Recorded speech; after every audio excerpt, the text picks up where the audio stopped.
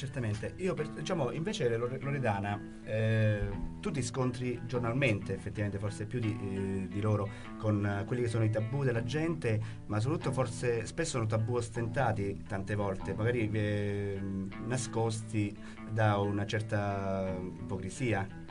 No, secondo me ci sono molti tabù, ma non sono i classici tabù che mi preoccupano. Nel senso, i tabù di cui si parlava prima, di cui parlava prima Carolina, quelli da comunque giocosamente affrontare con la trasgressione, quelli possono essere appunto un sano e giocoso scoperta del proprio io, del proprio modo di essere. Quello che mi preoccupa è che in realtà ho visto anche parlando con la gente, anche sul appunto dialogando con la gente per iscritto, col forum, con le lettere, così, che non c'è conoscenza proprio del corpo, della sessualità, c'è assolutamente ignoranza. Questa è la cosa preoccupante.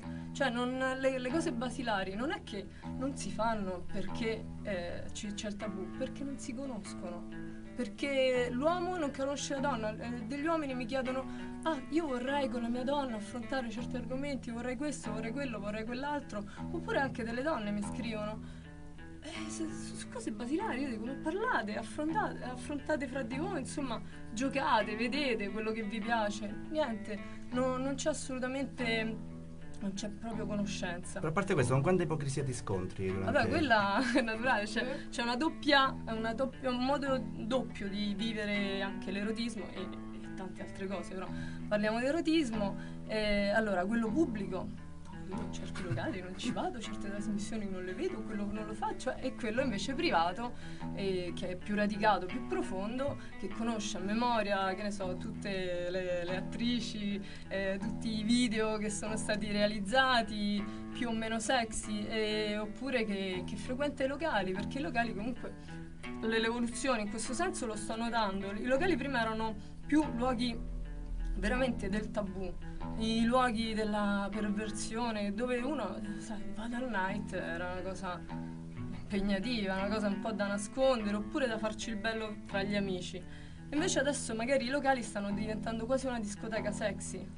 Lo vedo pure nel locale che abbiamo a Rieti, sono a metà strada, diciamo, tra il lap dance, lo spettacolo erotico, e anche il posto dove uno può andare, bere una cosa, stare con gli amici, e non per forza, insomma, un posto buio, un antro misterioso così. Questa ipocrisia, comunque, questo berbenismo, tu chiaramente lo limitavi alla sfera, diciamo, maschile in genere, come ne Ma parlavi. le donne Ma quanto influisce il comportamento di una donna, delle donne in generale, su questo comportamento Ma degli le donne uomini? stanno crescendo molto più rapidamente degli uomini, insomma, perché hanno più curiosità e voglia di affrontare, però sono costrette da una cultura secolare di condanna, di non potersi esporre anche come pensiero. Infatti è importante libri come questi, appunto, che si parla in modo giocoso, ironico della sessualità, e si affronta l'argomento, perché per me, io continuo a pensarla come la pensava David Herbert Lawrence, che diceva che l'unico insano vero tabù è il vivere il sesso e il non vivere il sesso come fatto naturale e positivo. E lui diceva: puoi essere sconcio quanto vuoi, perverso quanto vuoi, però, e te lo lasceranno fare, ma se vorrai usare il tuo sesso così com'è, non te lo lasceranno fare. Purtroppo ancora adesso è questo, è quello che io sento. Infatti per me la parola trasgressione non esiste, perché io non mi sento trasgressiva, io vivo me stessa, vivo le mie fantasie, che possono essere più caste o meno caste a seconda della mia fase storica, insomma, del mio vissuto. Ma poi c'è anche da dire una cosa, scusa se ti interrompo, e questo io lo posso dire appunto dal segreto delle sedute, che ci sono molte persone che con la propria compagna o con il proprio compagno si comportano in un modo, Sì. e con l'altro compagno o con l'altra compagna si comportano in un modo Sì, completamente diverso. Quindi è il ruolo che rappresenta, è una questione non di genere ma di ruolo, è il ruolo che rappresenta la persona che hai di fronte, per cui tu ti comporti a seconda della persona che hai di fronte e nascondi all'altra quello che in realtà è una parte di te, e questo capita spessissimo, e quindi diventa un tabù nel momento in cui tu nascondi e quindi non fai apparire quello che in realtà sei alla persona che ami, e ti vergogni quasi di parlarne o di affrontare certi argomenti. È in questo che vanno aiutati in terapia tutti coloro i quali hanno dei problemi, perché indubbiamente sono persone che hanno dei problemi, sono persone come dicevo, che non sanno in vivere modo i propri naturale desideri. i propri desideri, ma è che non sanno neanche ben comunicarli, voglio dire. Anche perché eventualmente le cose di cui vergognarsi sono ben altre, Certo, insomma. sicuramente. Bene, ci fermiamo ancora per un attimo, una manciata di secondi per la pubblicità, poi ritorniamo subito in studio a parlare ancora di Carolina Cutolo. Porno romantica è il titolo del libro, 7° posto nella classifica delle vendite dei libri più venduti. Faz Editore, l'editore. La settimana scorsa, adesso è cresciuto di nuovo. No, sono i dati, gli ultimi. Mi ha corretto molto un grande No, perché come l'hai detto sembra che sia il 7° più venduto nel mondo, invece bisogna limitare giustamente. Settimanale. Esatto. La classifica settimanale appunto Esatto, la settimana scorsa. italiana. Bene, linea regia, pubblicità, ritorniamo subito in studio. Chissà tu quante donne ci avrai avuto nella tua vita. Molteplici, però più che donne sono state avventure, episodi, meteore. E con gli uomini? Come con gli uomini?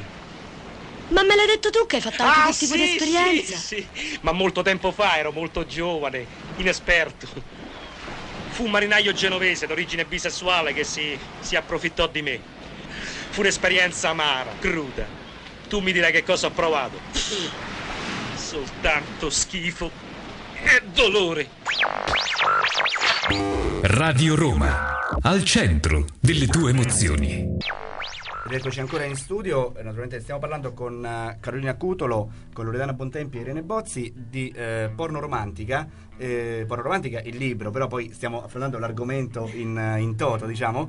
Porno Romantica è il titolo appunto che Carolina ha dato a questo libro, che poi sta diventando quasi una corrente di pensiero, appunto queste due parole apparentemente inconciliabili, invece da quello che sta emergendo appunto dalla discussione animata qui in studio, effettivamente sono perfettamente conciliabili. Parliamo appunto di tabù, Carolina. Diciamo questi tabù, quanti ne hai visti, quanti ne hai sentiti più che visti, e ne hai letti sul tuo blog prima di iniziare la stesura poi del libro? Ma guarda, la cosa bella di questo blog, per cui io sono molto grata ai lettori che poi si sono messi in contatto con me, è che non so se forse per i toni scherzosi con cui affronto queste tematiche e per il fatto ad esempio di non fare un sermone contro un determinato tabù, ma divertirmi a scandagliarlo, lo prendo in giro, quindi è già un approccio leggero, certo, la questione. Quindi le persone che si mettono in contatto con me, di fatto il 95%, se posso dare una percentuale così grosso modo, sono comunque persone molto curiose sessualmente, molto capaci di mettersi in discussione, che già perché si mettono in contatto con me magari mi fanno una domanda, comunque è una domanda che già si sono posti per conto loro, quindi sono persone che rispetto al tabù hanno già un approccio positivo. La bassissima percentuale di persone che invece il loro tabù me l'hanno espresso magari attaccandomi, innanzitutto sono uomini, e sono uomini che magari mi hanno detto una donna non dovrebbe esprimersi in questo modo, perché poi io tra l'altro non sono neanche particolarmente volgare, non è che voglio scioccare a tutti i costi. A cosa si riferisce?